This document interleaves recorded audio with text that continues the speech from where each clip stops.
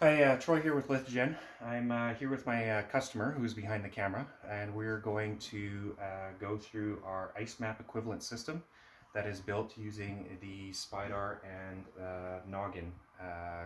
So we're just going to run through this. This video is for the benefit of my customer so that they can remember what they're doing when they're out in the field, but I'm going to share it more widely, so we're going to remain anonymous. First, this is our equivalent GPR.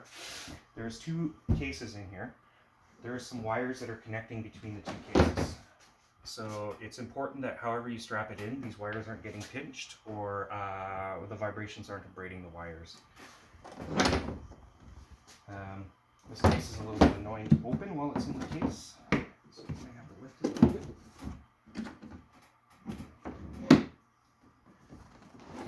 But if you look inside, this one has a standard GPR battery, and it has the Spidar controller. In the other case, we have the GPR antenna and the GPS antenna. So the GPS that we're sending out for this customer has an internal battery. It's an internal lithium-ion battery. It works pretty well until about -35 if it's in the case, because the foam sort of keeps it warm. It might have a hard start if you start it frozen. If you turn it on, it's got its own lights, its own power source, and it's just a data cable that's being fed to the other part. It has its own charger, so it takes a USB charger, and that'll be in the case with the manual and such. So that you have to open this case to turn the GPS on prior to using it. Other than that, that's the only thing in here. In this one, the battery connection is here. So if you're changing the battery, it's the same as the other one. But unlike the other IceMap, it doesn't power on automatically when you plug the battery in. There is a power button on here. And unfortunately, this is a little bit annoying here, and I might have to change this. The power button is just below the Wi-Fi antenna. And if you push it, you'll see the screen light up, and it'll go through its normal boot up procedures. This Wi-Fi antenna might need some reinforcement, so it might need some electrical tape or something around it to keep it from rattling loose or things like that, but you'll figure that out. The system will actually log the data to the device, so if for some reason the Wi-Fi drops out, like say this antenna gets loose, you can always crack this open, reattach the antenna, and it will still be logging, so you're not going to lose any data, unlike the IceMap, which is logging to the tablet. So this is the tablet, and this might not film very well. Also in the case are the chargers for the tablet, the GPS, and the IceMap battery. There's a manual here for the Spidar. This is the only new component in the system compared to the IceMap, so if you already have the IceMap manual and the processing manual and stuff, this is the only thing that applies to the Spidar. There's a dongle in here with an Echo project license. You need this to do file conversion to go from the Spidar format to the IceMap format. This dongle is worth about $10,000. Please don't lose it, that's why it's got flagging tape on it. So we'll see how this films.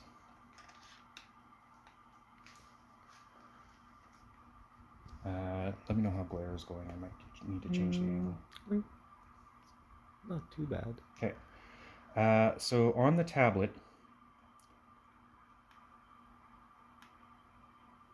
what we want to do is actually, I'm just going to pin the Microsoft Edge is installed as the web browser.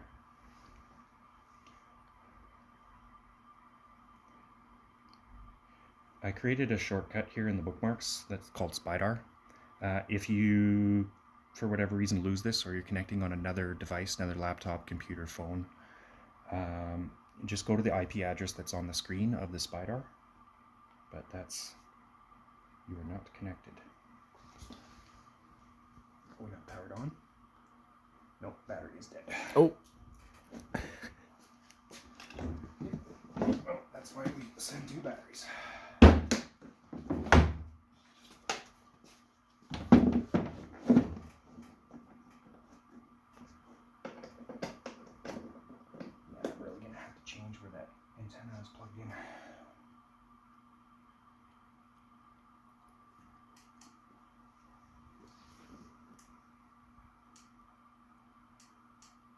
Both batteries are dead? Something else is going Okay. Okay, so new battery went in. The thing is booting now.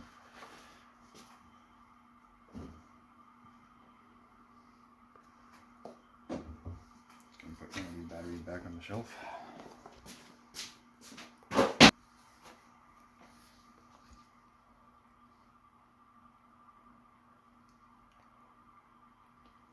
So the display just says booting and ... We're just waiting for it to finish. It's gonna show the IP address. It's like the same number that's at the top of the screen here, the 192.168 number. Once that's on the screen, we're good to go. So we're just waiting. You can play the Jeopardy music.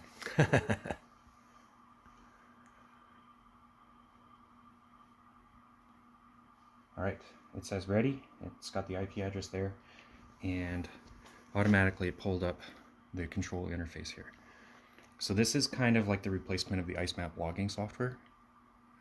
So you're actually going to log through the web browser through this program, which is complaining it's not secure. It's not on the internet. It's just connected to the Spidar. Okay, and so we're going to go project management to start. Right now it's set to Lithogen shop test. If you want to create a new project, you would go add new project. Right now we're going to use Lithogen shop test because that's where we are. But you just add a new project, name it. We're going to go system configuration is all pre-configured to IceProfiler.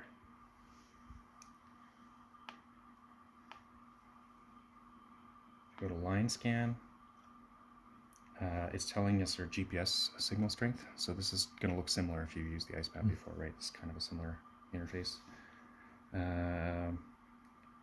There's a start and a start no save. That's the same as the IceMap, right? If you choose no save, you don't have data. Don't do that. The difference is after you start it here, it's going to start logging, and you see the little, this is the GPR trace going on, and it's actually, you'll see it filling in just like you would at the IceMap. It's a little bit harder to see because it's not a full screen thing, and it's not going to complain to you if you're on thin ice. Okay. Right? Because it's not ice-specific software. This is more generalized GPR logging software. You could use the same system to look for utilities or depth of bedrock or any of the other thing into. So that's recording here. Obviously, when you're when you need to calibrate, there's no calibrate button here. Okay. So when you're doing your calibration, what you need to do is you need to pause.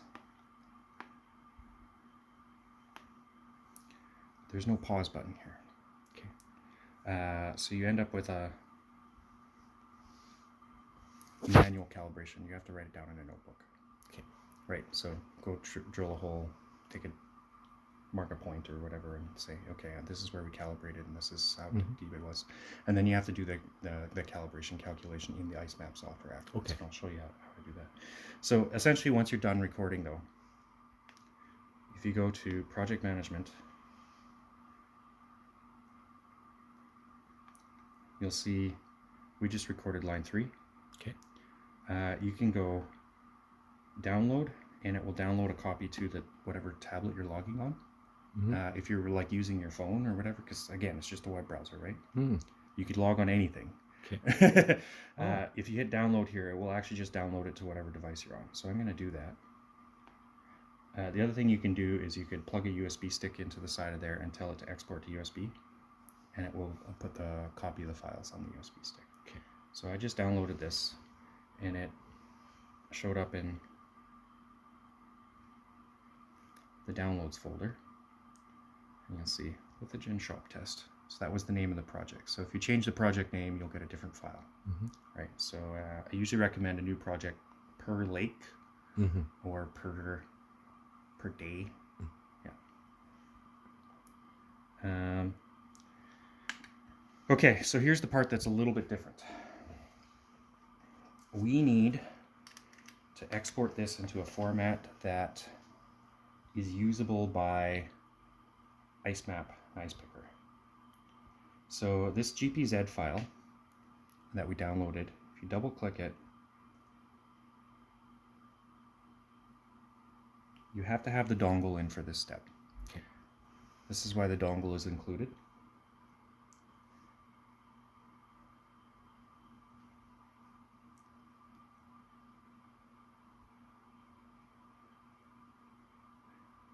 So this program is called Echo Project. It is a general purpose GPR processing program. If you were doing archaeology or any other kind of GPR, you would probably be using Echo Project to do your data processing. Echo Project sometimes is a little bit slow to load the first time. Even with small files, sometimes you sit here and you if you try to hit the menu or something like that, it'll say not responding at the top. Okay. Just wait.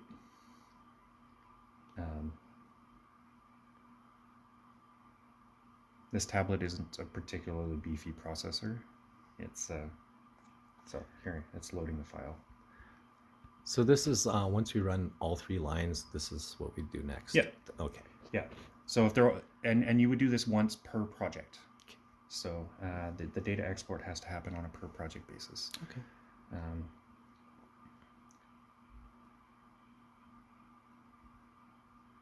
I must have. I was doing a test. Well, that's probably when the batteries are dead. I was doing a test called a burn-in test, where you basically just turn it on and leave it run for as long as possible, just to see how stable the system is, right? Because sometimes things crap out after 12 minutes, and you're like, huh, right? But you don't notice it unless you let it run at least 12 minutes, kind of thing, right? So this line 2 here was me doing the burn-in test, so this line 2 is going to take forever to load. Okay. Should we pause and wait till it's loaded, or what do you think? Or just keep recording? We'll keep recording. Okay. What I'll do is I'll speed up the video for that process. Okay. Yeah. Just accelerate it. Okay. So the important thing for the export here is that there's a folder called line set. You need to make sure that the line set is checked. The check mark goes into the box next to line set. And then you go File, Export, Lines, and then Line Data. And you stick it in a folder of your own naming. If for some reason the keyboard doesn't pop up, the P3 key here pops up the keyboard. Okay. So we're going to name this folder Lithogen Shop Test just to match the project name.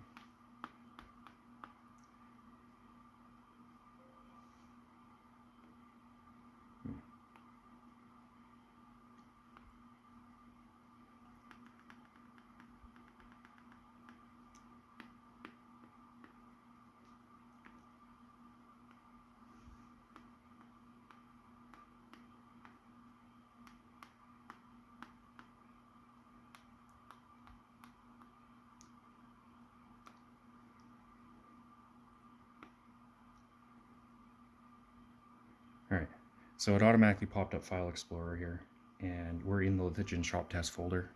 And what it did is it exported these files, and these files will probably look fairly familiar to you if you're a IceMap person. The only difference is you'll notice that instead of a .gps file, there's a .gp2 file here. Okay. And this is because the GPS format changed over time. So we actually need to go through and convert all of those GP2 files to GPS files. Now at Lithogen here, we actually wrote a program to do that. And it's automatically installed on here. And all you need to do is double click on the GP2 file. It runs the program, does the conversion. And now you'll see there's a GPS file. Right? So you just need to do that once per line.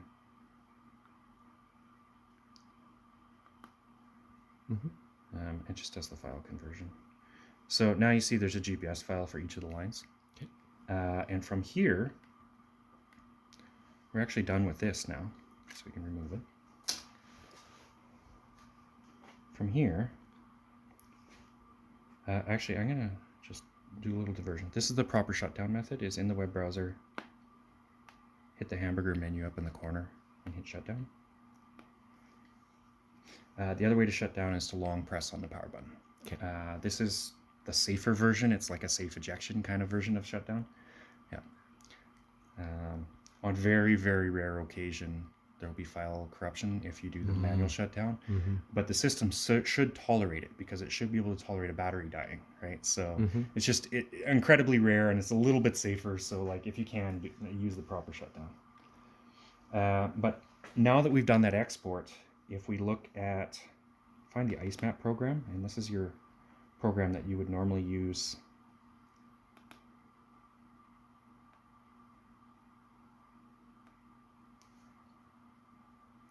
for the IceMapper. You can see copyright 2012. Like, it hasn't been really updated in a while. But if you open Lithogen shop test, line set, let's pick the one that we just did. Right. The data comes in here. Now the thing is, the ice isn't automatically picked. So you know how you do the manual ice pick and draw the box around it and stuff like that. You have to go through and do your picks. Usually I just, you know, draw a big box and let it auto pick, and then I'll fix whatever is garbage, right? But from that point onwards, it processes and operates exactly the same way, right? And all of your existing skills and tools, like your report generation and everything, is identical. The last thing I want to show is that some people don't like the tablet in this portrait mode. So if you go to display settings, you can change it to landscape. Oh, yeah. And again, the P3 button is still your keyboard button, but yeah, it really depends on what you prefer. Some people, it's more ergonomic to hold in your hand this way. Oh, right? yeah. I like it the wide way, Yeah. but that's just me. Yeah. And of course, like whatever, you know, go to Princess Auto and grab a clamp or whatever to, you know, put it in your truck so you can just mount it on your dash or whatever. Yeah. Okay, so that's pretty much everything. So the extra conversion steps are, you have to go into Echo Project, select all the lines, choose lines, export, and then you have to go through and click on all the GPS files. Other than that, the process for processing is very similar. Okay, we're done.